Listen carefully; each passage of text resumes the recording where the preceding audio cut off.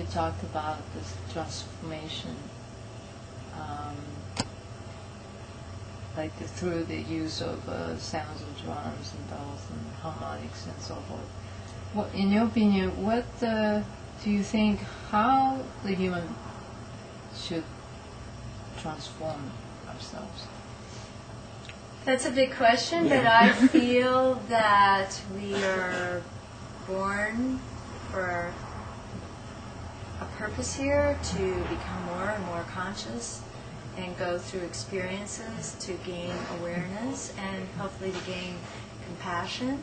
So all my life I've studied spiritual practices, and I try to infuse my drumming with those practices. I started yoga at 17. That's a very long time ago now.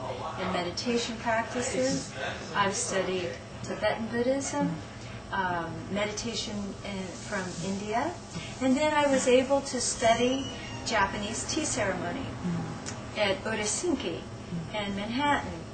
I was not a good student because I didn't have time to learn all the complex teas, and my favorite teacher, who was the head of the tea center, Hisashi Yamada Sensei, he only taught the introductory students. He was the master, but he would only teach the beginners, so I didn't want to progress. I only wanted to be with Hisashi-san.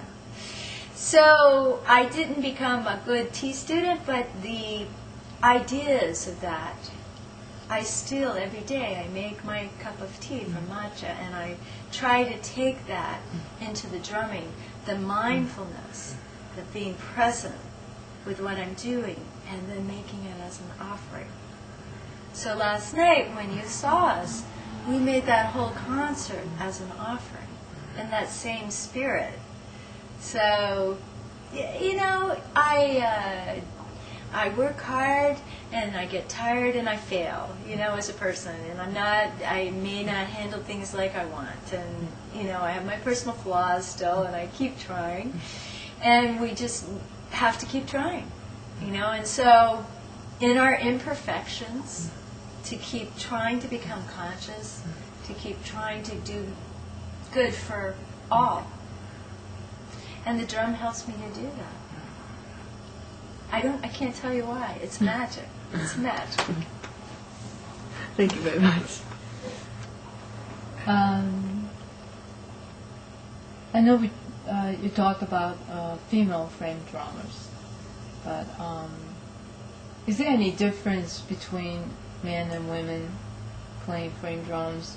I believe that I think man tends to go for the techniques more than women. Well, it's true, but that may be culturally determined, because for a long time now, the percussionists have been predominantly men, and it's hard to tell what is culturally determined and what is biologically determined. But definitely, if we just look out and go, what's happening right now, we see that the men, and particularly young men, are very focused on technique and speed. Young women are coming up that have that technique and speed. But women are still discouraged by their teachers and by their teachers' perceptions of them. But at some point it does get down to physical strength, because if you, in Brazil, where they're playing these huge drums like this gets really heavy after a while. And then in Brazil, where they're playing surdos with sticks or timbales with their hand, it's a lot of upper body strength. And men have more upper body strength. But the thing about these frame drums that are so fabulous is that it doesn't really depend on strength.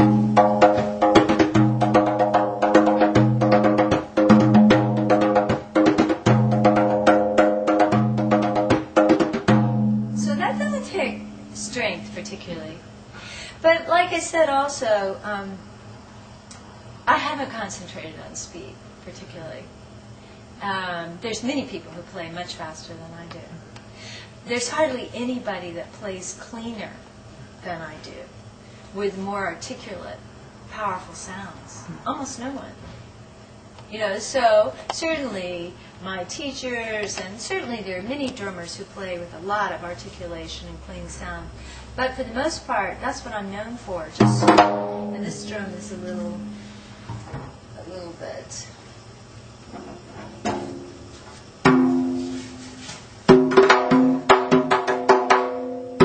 So my sounds are all clean. My time is real stable. And then that takes us to another thing. What is time? Because each musician's time is different.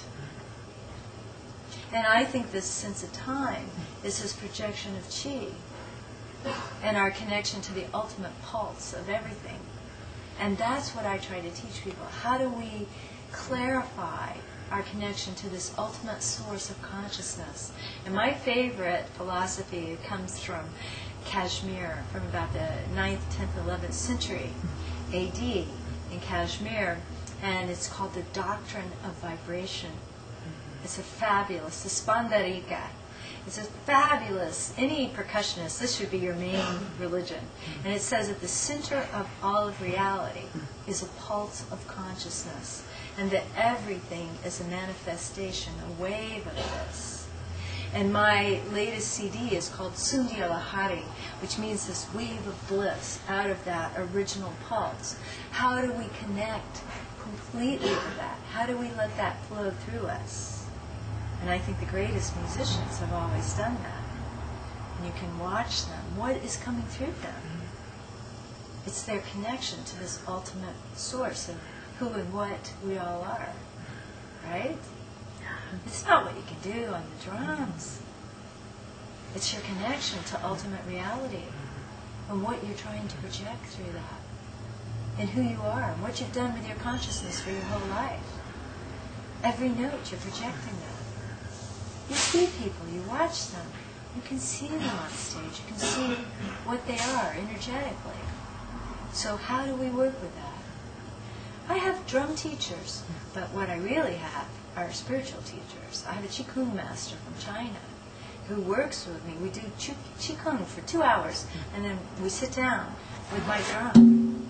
And sometimes I just sit there for 5 or 10 minutes until he goes, okay, good, until I'm totally connected and the energy is totally present and ready to come through, and it comes through my hands, and I'm projecting qi right out through the sound that I'm making. That's what I'm working on now. That's my teachers now. I'm always learning new rhythms, but I'm going for this ultimate source behind that. So. Great. Thank you.